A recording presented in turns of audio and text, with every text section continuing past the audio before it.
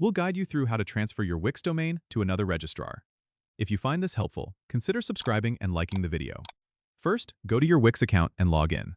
Once you're in, click on the Domains tab, located on the left-hand side of your dashboard. This will bring up a list of all the domains you currently own on Wix. Find the domain you want to transfer, then click on it to bring up its settings. Now, you should see an option that says Advanced. Click on this, and you'll find the Transfer Away from Wix option. Click on that, and Wix will guide you through the steps. You need to unlock your domain first, which is crucial for transfer. Look for the Permit Written Unlock toggle and click it. After unlocking, Wix will send you an email with your domain's EPP code. This code is necessary for the transfer process, so keep it safe. Next, head over to your new domain registrar. You need to initiate the transfer process from their end. Log into your account with the new registrar, find the domain transfer section, and enter the domain name you wish to transfer. When prompted, enter the EPP code provided by Wix.